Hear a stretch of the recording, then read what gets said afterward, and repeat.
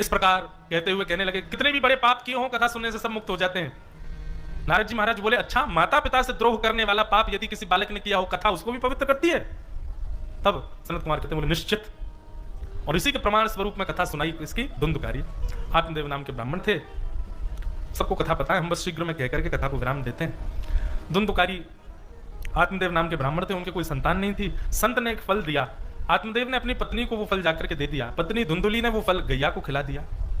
गौ के खाने से बांझ गैया के गर्भ से गोकर्ण नाम के पुत्र का जन्म हुआ और स्वयं ने एक सहेली के पुत्र को ही अपना लिया, वही धुंधकारी हुआ।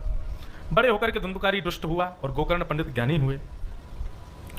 पुत्र के द्वारा प्रताड़ित करने पर आत्मदेव जी बड़े दुखी हो गए, घर छोड़कर के एक बार चले गए। मां ने तो कुआं में कूद के प्राण ही त्याग दिए। तब आत्मदेव जी को गोकर्ण जी ने ज्ञान उपदेश किया। इसी को 2 श्लोकी भागवत हमारे पूज्य पिताजी महाराज के गुरुदेव, हमारे पूज्य दादा गुरुदेव, परम पूजनीय प्रातः स्मरणीय श्री रामानुज प्रपन्नाचार्य गुरु जी महाराज, इसको 2 श्लोकी भागवत कहते हैं। बहुत सुंदर। गोकर्ण जी महाराज अपने पिता को ज्ञान उपदेश कर रहे हैं, बहुत ध्यान से सुनिएगा।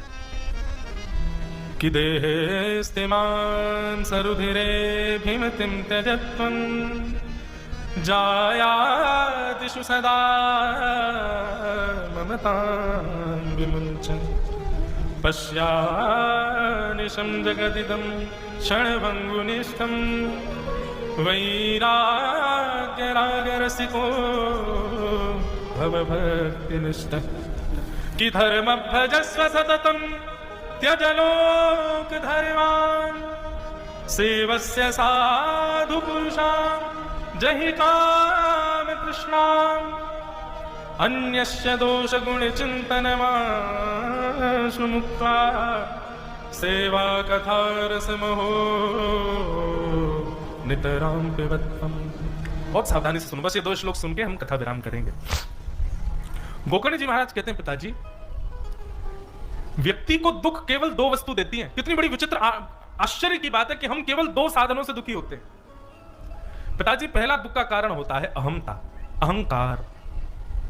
और अहमता सदैव अपने तन में होती है। बहुत ध्यान से सुनिएगा ये सूत्र पर, यदि आपने देखो कथा, एक बात बहुत ध्यान से सुनना, कथा सुनने का विषय नहीं, चिंतन किया करो। हम तो केवल सूत्र देंगे, उस सूत्र पर चिंतन आपको करना है। अगर आप चिंतन नहीं करोगे उसका तो वो सूत्र किसी काम का नहीं। मतलब सीधी बात, हम केवल बीज देंगे, उसको पौधा और वृक्ष बनाना का काम आपका है। बीज से पेट नहीं भरेगा।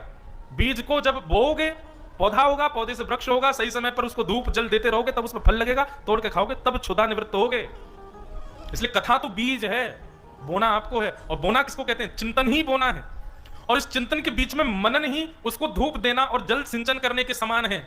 बीच बीच में सत्संग करना माने जल सींच रहे हो आप उस बीज को, एक दिन वही बीज फिर वृक्ष बनेगा, उसमें जब फल लगेगा वही फल कृष्ण और राम होंगे। जब उनका सेवन करोगे परमानंद की प्राप्ति हो जाएगी।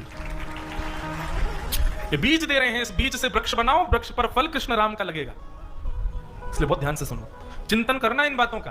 पहला दुख का कारण क्या है? अहमत्व। और अहंकार सदैव तन में होता है, खुद में होता है।